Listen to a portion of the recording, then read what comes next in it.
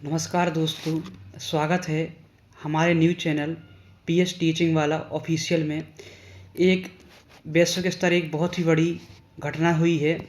क्या हुआ है दोस्तों, आप सभी को पता है कि वैश्विक स्तर पर अंतरिक्ष का आज की दुनिया बहुत बड़ा महत्व बढ़ गया है। चाहे वो किसी भी क्षेत्र में हो, तकनीकी, शिक्षा, स्वास्थ्य, कृषि उपकरण आदि में अंतरिक्ष का बहुत बड़ा योगदान रहा है। एक घटना बहुत ही अचंभित कर देने वाली आई है।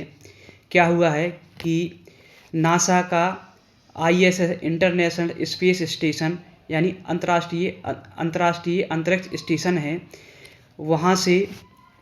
वहाँ से मेडिकल इक्विपमेंट के माध्यम से उन जो अंतरिक्ष यात्री है उनको इमरजेंसी लैंडिंग करवाई गई है। और उसमें बताया गया है कि उन लोगों की किसी एक की तबीयत खराब हो गई थी, इसलिए उनको सीधे डायरेक्ट मेडिकल इमरजेंसी लैंडिंग के माध्यम से उनको पृथ्वी में स्थित प्रशांत महासागर में लैंडिंग कराई गई है। और वहां से हेलीकॉप्टर के जरिए उनको इलाज के लिए मेडिकल के लिए हॉस्पिटल भेजा गया है। इससे पूरी दुनिया पूरी तरीके से चौंक गई है। नासा के इतिहास में पहली बार ऐसा रेस्क्यू हुआ है जिसमें स्पेस क्राफ्ट के जरिए उनको लाया गया है।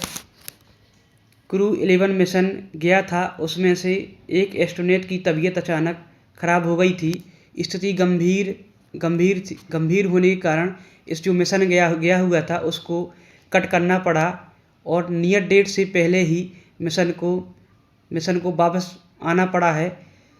4 लोगों को वापस इसमें लाया गया है और 5 महीने रहने के कारण उनका 5 महीने तक रहे और इसके बीच उनका क्या हो गया, स्वास्थ्य खराब हो गया है।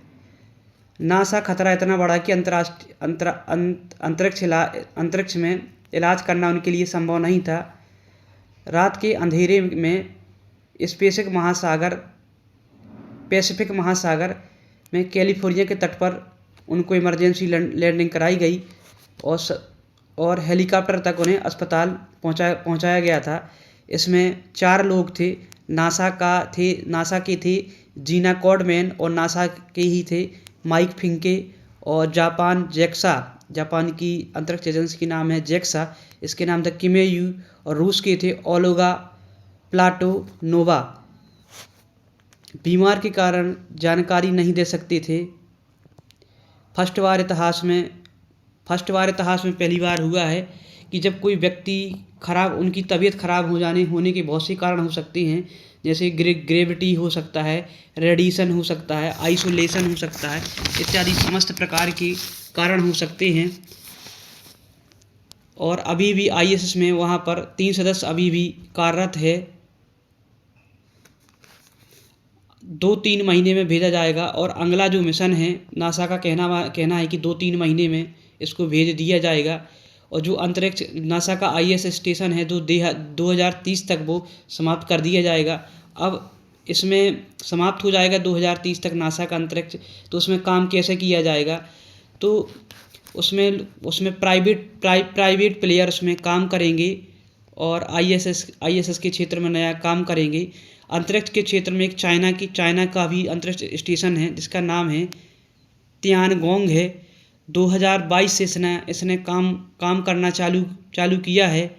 और इंडिया का भी है, 2035 तक इंडिया भी अपना नया अंतरिक्ष स्टेशन बनाएगा। इसमें आशा है कि गगनयान के बाद भारत अपना अंतरिक्ष स्टेशन बनाएगा। धन्यवाद।